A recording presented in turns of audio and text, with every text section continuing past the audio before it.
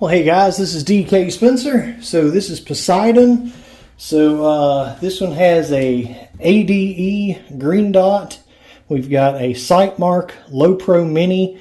So this has a navigation light, which is a low powered light. The regular light, it's got a strobe. It has a green laser. It has the pressure switch. Pressure switch. Doop, doop, doop. We've got mil-sig O-ring inside. We've got Wixon detents. We've got a Wixon follower and a red spring in the 10-round mag. It's coming with two 15s as well. A mass defense handguard. Very, very nice handguard. Those are actually made in North Carolina. This is a Magpul grip. We've got a First Strike buttstock and a Magpul, I think it's an RVG vertical grip, and a 685 smoothbore power barrel cut off and Cerakoted. So we've got 9.9 gram riot balls in it. And let's see what we can hit here. Alright. 328, 49 joules. I think I advertised at 48 to 51. Looks like the tank's not 100% full. Very close though. But anyway, there we go with that. And let's see if we can hit anything with it. Alright, so I'm going to go back to the 22 foot mark. Put that close enough where you can see El Targito.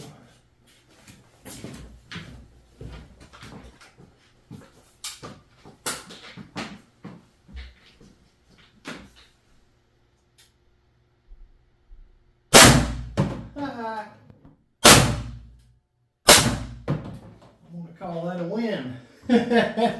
Good times.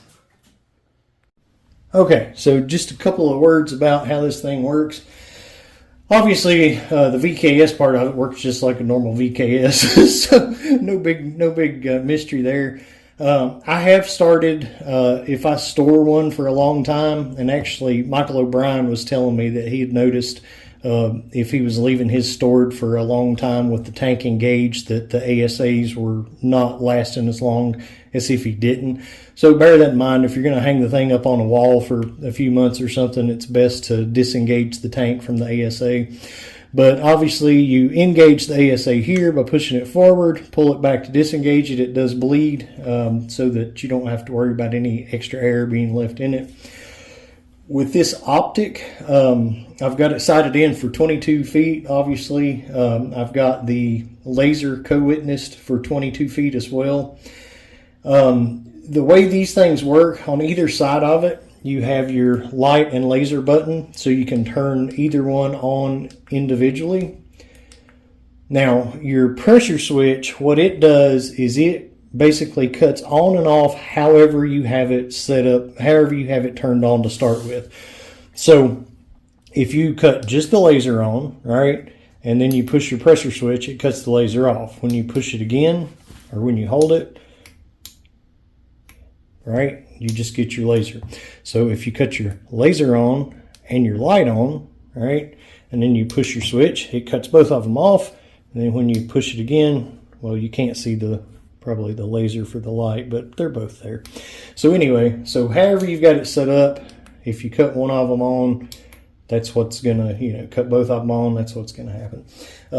To switch your light, you actually just turn this bezel. So nav is the low, STB is strobe, obviously, max is obviously max, and that's the only three settings on the light.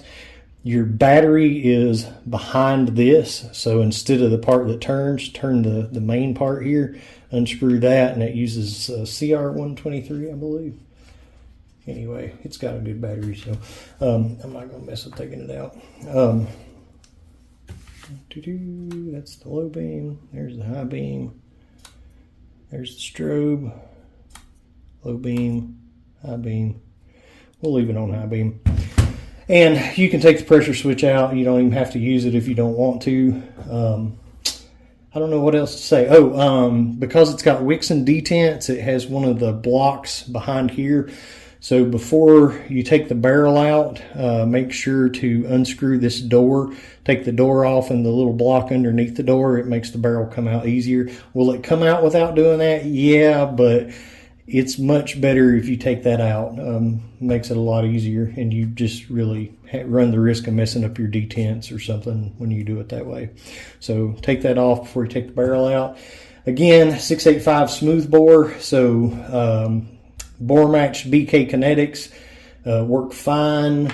Your Grimbergs, or you can see, whoop, that one went in when I turned it a little bit. There we go. They're probably a little tight. You should definitely check Grimbergs. V3s are definitely more uniform than the V2s were, but definitely check them because it's right at the border. They're 684s and this is a 685 barrel. So if there's any little bit about them that's too big, you know, that causes you to blow your O-rings if you shoot ammo that's too big. I typically will stick to 9.9 gram riot balls or the BK Kinetics. BK Kinetics are awesome. I do not suggest shooting light balls in it. These need some back pressure. The pin's been secured and everything. I still recommend taking them apart and checking to make sure your pin's tight periodically. The screw that I used for the pin in this is ridiculously stronger than what these come with. But if it does work out, and there is a lot of power going on in there, a lot of pressure and stuff. So if it does work out, you run that risk of, you know, breaking it off. Definitely not near as easy as it would from the factory, but it's a good idea to take it apart and check it. I've got several videos on how to do that. But using like for example, these will fit in the barrel great, but they're only 3.7 grams. You get no back pressure. Shooting something that light, and it's just really bad for that pin. You're better off using heavier ammo. Heavier the better.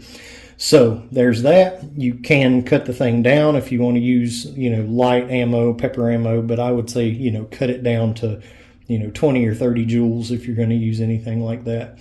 When you got it maxed all the way out, you definitely want to stick with the heavier ammo. All right, what else can I tell you? Probably nothing. That's it. All right, good times. Thanks for coming. And by the way, this is going to my boy James. All right, so also this is going to come with, I'm packing it up now, I keep thinking of more stuff. It's going to come with a big pack of BK Kinetics. This is going to be full of 9.9 gram riot balls. It's also going to have two 15-round mags. These magazines are not for shaped projectiles. Shaped in this one only, balls in these. You can use either one in these, but it's kind of a stiff spring. I have not got any double feeds with it, but if you do, that's potentially why, but it shouldn't be a problem. Usually never is. Also including some oil. So every couple of tank fills, make sure to take the tank out of the ASA, and there's a little hole down in here where it screws in the marker, in the launcher, in the gun, whatever you want to call it. Put you like 3-4 drops of oil in that little bitty hole, and then put your tank back on. I've included some extra O-rings, tank O-rings, a mil-sig O-ring, and the little tool kit and whatever. So yeah, there we go. Now I'm really done. And just in case there's an insurance claim on it, here it is packed up. So launcher, 10-round mag, two 15-round mags, goodies, oil, extra ammo, parts, whatever. There's that. Yeah. Good times.